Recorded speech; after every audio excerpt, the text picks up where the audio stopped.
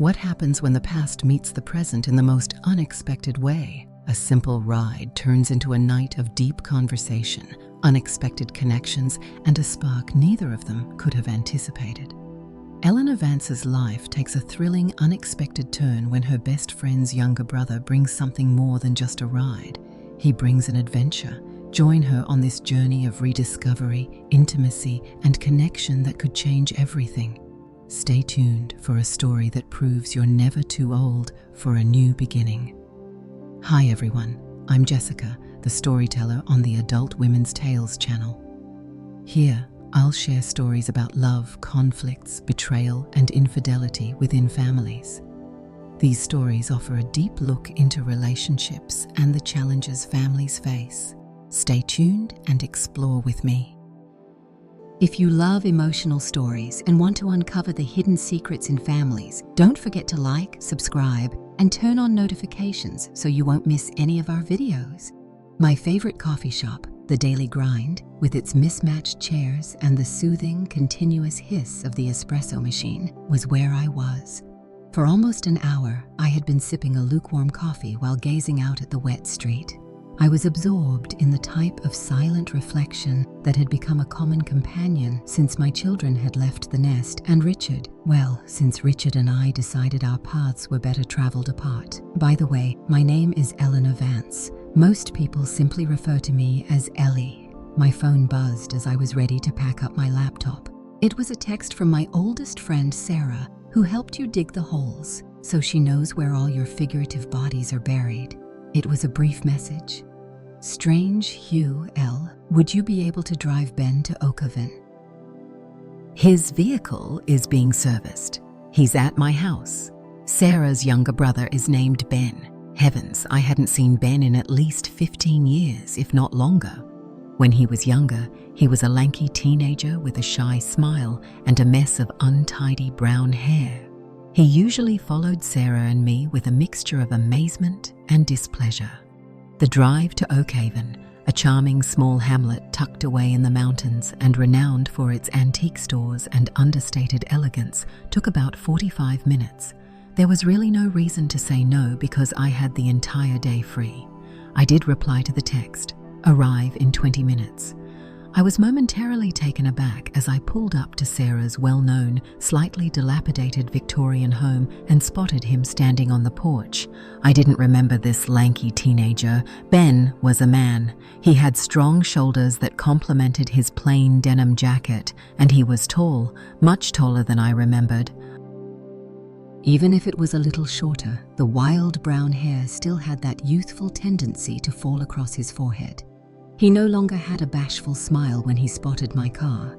Instead, it was warm, open, and framed by laugh lines that indicated a life well lived. He was carrying a duffel bag on one shoulder. To put it simply, he looked good. Excellent. He exuded a confident confidence that was really attractive, a quiet strength. It was absurd, but I felt a flush crawl up my neck. For crying out loud, I wasn't some agitated schoolgirl. I was 52. Opening the passenger door, he climbed in, bringing with him the aroma of sandalwood, something distinctly manly, and a blast of crisp fall air. "Eleanor, it's been so long. Wow, I really appreciate this. You save lives." His rich baritone rumbled nicely, and his voice was deeper than I remembered. "Great to see you, Ben."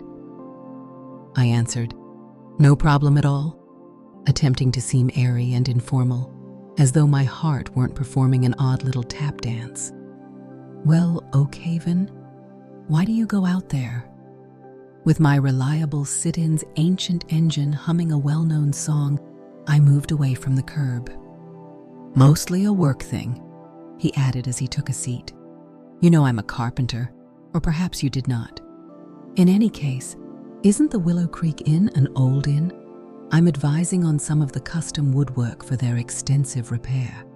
Naturally, my automobile chose to have a fit this morning." His laugh had a pleasant, effortless sound. "A carpenter? That's fantastic, Ben. You were always skilled with your hands, I recall. Didn't you build that ridiculous treehouse in your folks' backyard?" I had a glimpse of the boy he once was when he smiled. Yes, that one that almost fell on Sarah. I still get upset with her over that. As the city streets gave way to winding country lanes, we settled into a relaxed conversational pace. The scene was painted in subdued tones by the gray afternoon light that seeped through the sparse branches of the trees along the highway. Naturally, we discussed Sarah and caught up on her most recent escapades. We discussed his carpentry, the enthusiasm in his voice as he talked about the grain of various woods and the joy of reviving antiques. He inquired about me as well, not just in a kind manner, but with genuine curiosity. He inquired about my lonely home, my job as a self-employed graphic designer, and what I did with my leisure now that I had more autonomy. I was taken aback by the conversation's openness. Perhaps it was the car's restricted space or the distant yet shared past.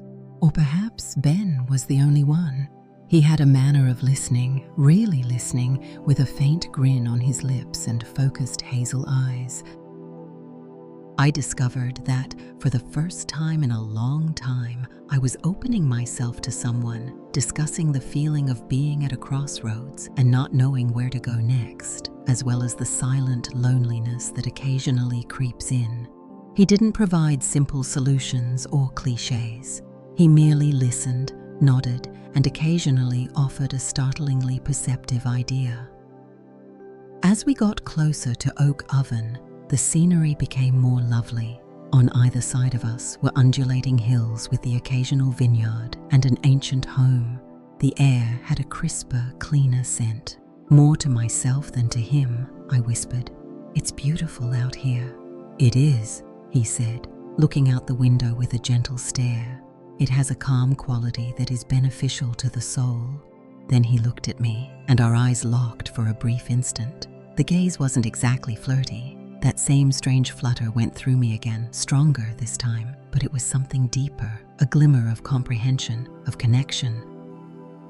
My chest began to feel warm, something I hadn't known I'd been missing so much. It was the basic yet profound comfort of having another human being see you. The drive was nearly finished. A shockingly big part of me didn't want it to end, and Oak Oven was only around the corner. Ben gestured toward a large, slightly dilapidated structure at the far end of Oak Oven's picturesque main street, which was lined with its vibrant storefronts and gas lamps that were already starting to glimmer in the last of the light. That's all. The inn at Willow Creek. With its spacious porch and ivy growing up its stone walls, it resembled something from a children's novel. I arrived at the entrance via car. "Well, here we are," I remarked, attempting to seem light-hearted. Unquestionably, though, there was another undercurrent, possibly a sense of longing. Ben made no move to leave right away. He swiveled around in his chair, turning to face me. He said, "Eleanor," in a somewhat quieter tone. I truly can't express how grateful I am for the chat as much as the journey. It's been rather pleasant. I looked him in the eye and said, "It's been nice, Ben." Unspoken words suddenly made the air in the car feel electrified. My senses seemed to be overwhelmed by the delicate aroma of sandalwood. He was really near. I could make out the gold specks in his hazel eyes and the way a few hairs obstinately landed on his forehead. A breath was held, a pause occurred, and in that little instant I experienced an irresistible pull and magnetism that simultaneously excited and alarmed me. What was going on here? This was the younger brother of Sarah. He was no longer so small, though. 15 years ago, I was also a different person. A delicate tension, the kind that hums just beneath the surface, promising something, or perhaps warning against it, filled the long pause. I questioned whether he sensed it as well. His gaze remained fixed on mine, but at last he broke the spell. "Listen, I'll likely be here for several hours. Before I figure out the bus timetable again, I might grab a bite to eat. Unless..." There was a spark of hesitation in him, uncertainty. I hope, in his gaze, Unless you don't have to return to the city right away, there are a few good places to eat dinner in Oak Heaven. My heart skipped a beat. My logical side, which typically took charge, cried out, "He's Sarah's brother. He's old enough to have you." Well, practically older sister. However, another voice, a more subdued, daring one that had been dormant for years, murmured, "Why not? What's at stake for you?" The voice that responded was the one yearning for connection, the one that had been so beautifully alive during our drive. "Actually, I'm not in any great hurry, Ben," I heard myself reply with a smile on my lips. Dinner would be wonderful. That warm, sincere smile that wrinkled the corners of his eyes brightened up his face.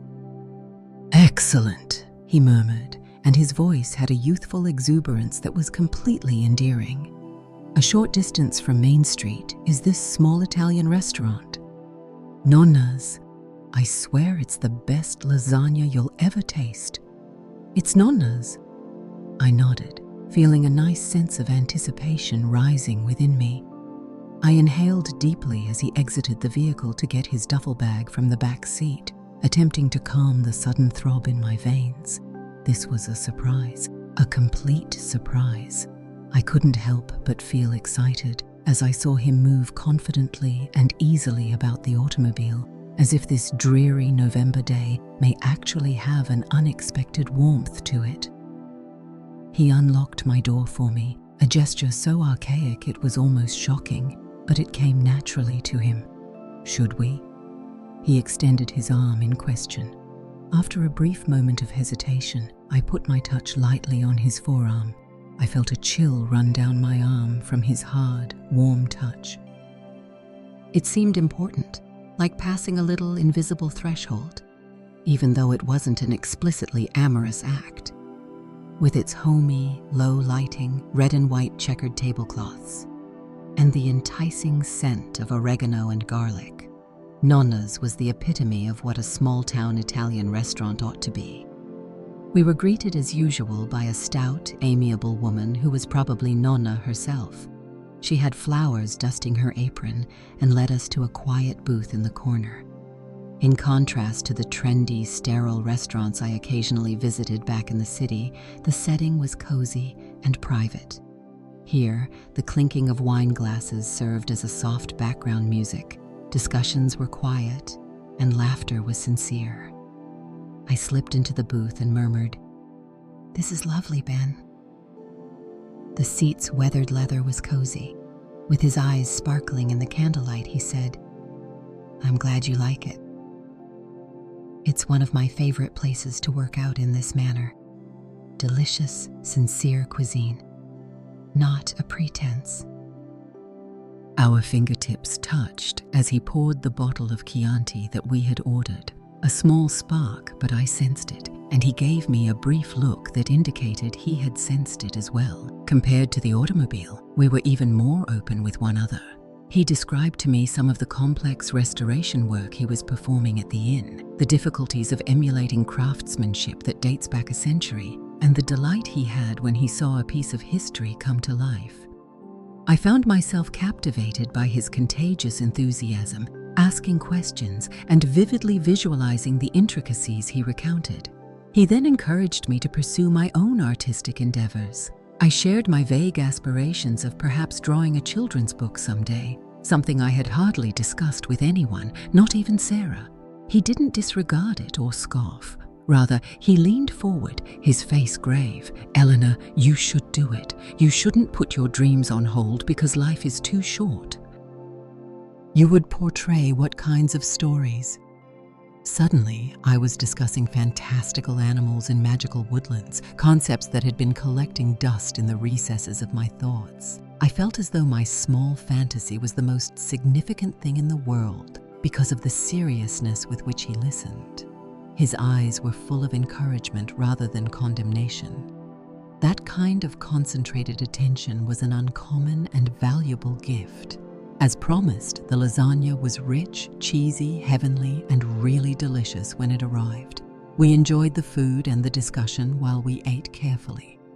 My inhibitions were finally loosened by the wine's warmth. For the first time in months, I was genuinely laughing from the bottom of my heart. Ben surprised and amused me with his caustic wit and sophisticated sense of humor. He related how his first customer, his own mother, threatened to disown him over a botched early carpentry project involving an uneven bookshelf. I responded by sharing some humiliating stories from my early graphic design career, such as a logo I had inadvertently created inverted. We seemed to have known one another for years, not just as a friend's younger brother, but as contemporaries and equals, because of the ease and rhythm that existed between us. Two persons were able to communicate on a remarkably deep level without any discomfort or sense of age difference. I thought that the candlelight would make my true gladness show through and smooth the lines on my face. I felt attractive and intriguing because of the way he looked at me, not Eleanor, Sarah's friend, but Eleanor herself. After we finished our dinner, there was a little period of comfortable silence. The majority of the dinner rush had passed, and the restaurant was now quieter. Ben looked contemplative as he swirled the last of the Chianti in his glass. "I almost didn't ask Sarah to text you today," he continued in a quiet, personal voice. "I assumed you were busy or simply didn't want to bother you." My voice was quiet, but I really meant it when I said, "I'm glad you did." This impromptu evening was becoming something really amazing. He looked at me across the table and said, "Me too." And that look was there once more. The expression was not merely amicable, it was inquisitive and grateful. There was a warmth to it that beyond mere companionship. I felt a new surge of heat as it lingered for a minute too long to be casual. My breath caught. The earth beneath my feet was both thrillingly unsure and tremendously tempting, as if I were standing on a cliff, on the brink of something. There was a quiet energy in the air, a tangible bond that had been growing ever since he had slid into my passenger seat. In the cozy light of Nana's, the world appeared to disappear, leaving the two of us on the verge of something. I had no idea why, but my heart was racing with a crazy, strange hope mixed with apprehension. Then he reached across the table and covered my hand that was resting close to my wine glass. In sharp contrast to my own softness, his touch was powerful yet delicate, his fingers calloused from his labor. It wasn't a presumptuous or possessive gesture, it was grounding and comforting, but it also sent a shockwave of energy up my arm and into my heart, which felt like it was now pounding in my throat. "Eleanor," he said, his voice barely above a whisper, his thumb stroking the back of my hand almost imperceptibly. This was more than a meal alone. Anyway, for me, my throat constricted. All I could do was nod, staring into his eyes. I was captivated by the intensity of his look. There was a sincerity and tenderness that really disarmed me, like mist in the morning sun. All the social conventions, the shoulds and shouldn'ts that typically guided my thoughts, appeared to vanish. All that was left was an unadulterated human connection, a spark between two souls that had unexpectedly crossed paths despite all obstacles.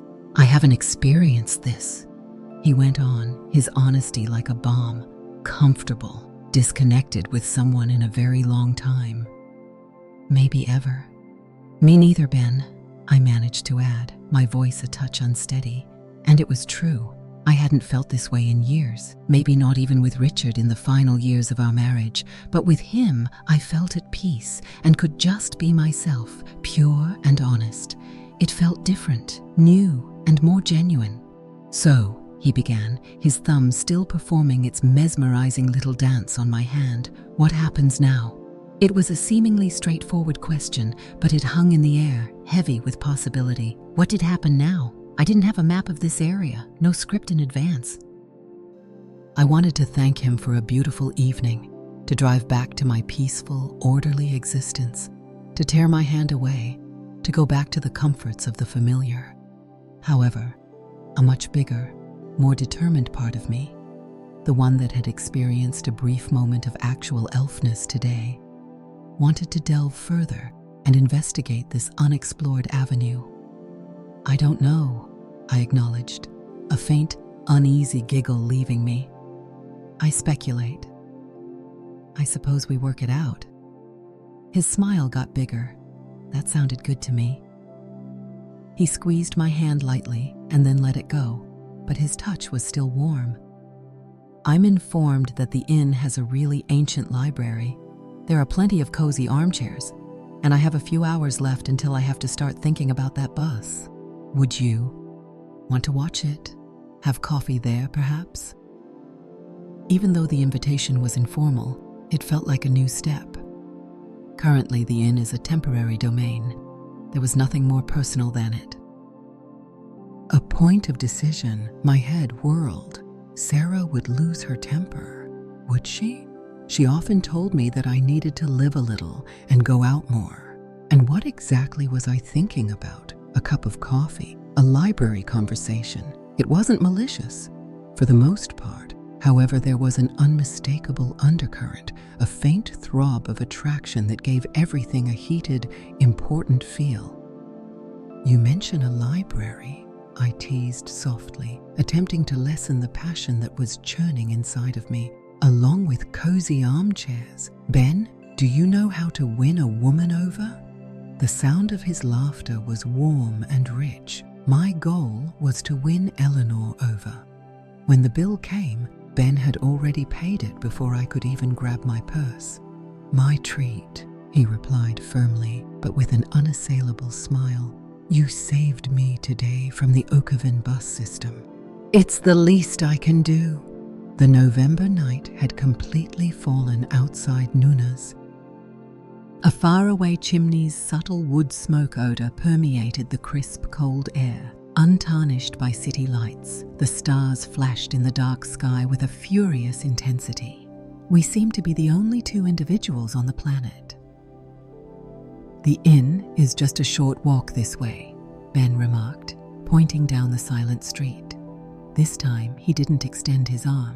Instead, he walked next to me, our shoulders occasionally touching, and every unintentional touch made me tingle a little. The crunch of fallen leaves beneath our feet was the only sound we heard as we walked in comfortable silence for a short while. The streetlights ahead of us created long, dancing shadows. "Thank you for dinner, Ben," I muttered, breaking the silence. "It was truly amazing." "It was entirely my pleasure, Eleanor," he said in a serious tone. His profile was sharp and attractive in the low light as he looked at me. What I said there was true. It's been a great day. "For me too," I said, and it was accurate. A day that had begun with gloomy clouds and animosity was coming to a close with a sense of promise, a subdued excitement. A warm glow glowed from the windows of the Willow Creek Inn, which towered over us. Up close, it appeared even more endearing, a treasured artifact from a bygone period. I had the impression that we had traveled back in time when we entered the spacious, creaking porch. Ben had hinted at the lobby's dark wood, ancient furnishings, and large stone fireplace, which was filled with a joyful fire that burst and crackled, creating dancing shadows on the walls. The scent of burning logs, lemon polish, and old books filled the air. It was quite inviting. "This way," Ben replied, guiding me past the check-in counter, where an elderly woman with a nice expression nodded courteously at us. He stopped before a pair of large dark oak doors and said with a tiny flourish, "The library." We proceeded along a quiet corridor, our shoes resonating quietly on the polished hardwood floor. Every wall was packed with floor-to-ceiling shelves filled with leather-bound books, and I gasped when he pushed one of the doors open. It was a book lover's paradise. The room was empty, quiet, and filled with the peaceful, almost sacred aura that only book-filled rooms can have. Deep, comfortable-looking velvet recliners were set up in little nooks, each with its own modest reading lamp. A wide bay window at the other end looked out over a moonlit garden. "Whole Ben," I exhaled. "It's amazing." He grinned, obviously delighted with my response. "Pick a chair, and I'll see if I can get that coffee rustling. I thought you may enjoy it." "Coffee would be ideal," I remarked, looking about the room, already feeling a sense of calm descend upon me. "Or perhaps something stronger if you like." "I believe they have a good assortment of brandy." He nodded, back in a jiffy, and as he slid out, I strolled farther into the library, running my fingertips along the spines of old books. This room felt like a haven. I sank into a dark green velvet armchair by the bay window, which seemed to sigh with comfort as I sank into it. And from there I could see the silhouettes of trees, their branches stark against the moonlit sky, swaying gently in the night breeze. The smell of old paper and leather was intoxicating. It was so serene that I reflected on how this day had unfolded. A straightforward request for a ride had resulted in this. I was seen by this sudden connection with a man I hardly knew but felt oddly familiar with. A man younger than me, undoubtedly, but with a maturity and a quiet depth that dispelled any age concerns. There was a subtle tension, yes, an awareness of him as a man and me as a woman, but it wasn't predatory or uncomfortable. He made me feel intriguing. He made me feel alive in a way I hadn't felt in a very long time. I hadn't felt that spark for anyone in a long time, but it was exhilarating. There was a soft hum of attraction that gave our exchanges a wonderful little flair. It was new, unpredictable, and a little bit scary in the most alluring manner. With Richard, our connection had waned into a cozy, familiar routine long before the end, and I'd nearly forgotten what it felt like. Ben came back a few minutes later with a tray containing 2 steaming mugs of coffee and a small plate of biscotti. What was I doing? I was a sensible, middle-aged woman, a mother, and recently divorced. This wasn't in any of my carefully planned life plans, but life had a funny way of throwing curveballs, didn't it? Sometimes those curveballs turned out to be unexpected gifts. He put the tray down on a low wooden table between us and murmured gently, "Success." "You're a man of many talents, Ben," I said, accepting a mug. The coffee smelled black and rich. "Just resourceful," he said, slipping into the armchair across from me. He leaned back and appeared totally relaxed, as though sipping coffee with me in a quiet library was the most normal thing in the world. For a few moments, we sipped our coffee in cozy stillness, with only the crackling of the fire from the far-off lobby and the odd sigh of the wind outside. The atmosphere was cozy and cocoon-like, and I experienced a wave of deep contentment. He opened his eyes and began to tell me about a hidden compartment he had found in an old writing desk that contained a bundle of early 1900s letters written by a woman to her lover who was away at war. He described the faded ink, the delicate handwriting, and the poignant words of love and longing. I broke the silence and asked him, "Tell me more about this inn. What's the most interesting thing you've discovered while working here?" "It was like holding a piece of someone's soul in my hands," he said, his voice gentle. And I was enthralled not only with the narrative but also with the way he delivered it, his voice full of reverence for a past he'd unearthed. He had a gift for telling stories, conjuring up vivid images with his words. "That's amazing, Ben," I whispered, genuinely moved by his sensitivity, a side of him I hadn't anticipated, this soft, almost poetic admiration for the past. It's a reminder that people a century ago loved, worried, and hoped just as we do. We chatted about books we liked, movies that touched us, and places we'd always wanted to see. He wasn't simply a carpenter, he was a historian of wood and a custodian of stories. For the record, we found a startling consensus on the greatest pizza toppings, mushroom and olive, as well as a mutual love of vintage black and white movies. As we laughed together and looked at each other, our bond became stronger and stronger, and the hours seemed to fly by. It was almost 11 when I looked at the grandfather clock in the library's corner. "Goodness, look at the time," I remarked, a little taken aback. "It's a bit of a drive, so I should probably consider going back." The idea of the evening coming to an end made me feel disappointed. "You're right," Ben said, frowning as he glanced at his own watch. "I've kept you much later than I intended." The final bus. He walked away, a contemplative expression on his face, then turned to face me, a tentative, even shy look in his eyes that reminded me so much of the youngster he had been, but with the quiet assurance of the man he had grown into. "Eleanor," he said, in a low, earnest voice, "this may be. Go ahead. And don't be afraid to say no. There is no pressure at all." He paused, taking a breath. "But the inn, well, it has guest rooms, and I know it's late, and it's a long drive back for you alone in the dark. What if you remained here at the inn, as my guest, of course, and we had breakfast together in the morning, and before you left, if you're interested, I could show you some of the restoration work I'm doing." One heartbeat skipped, then another. Hold on. There was that other voice, the one that had been growing stronger all evening, the one that whispered of adventure, of connection, of taking a chance on something real and beautiful, however unexpected. The suggestion hung in the air, electrifying, terrifying, and insanely alluring. My sensible brain was having a 5-alarm fire, sirens blaring, red lights flashing. Stay the night with Sarah's younger brother.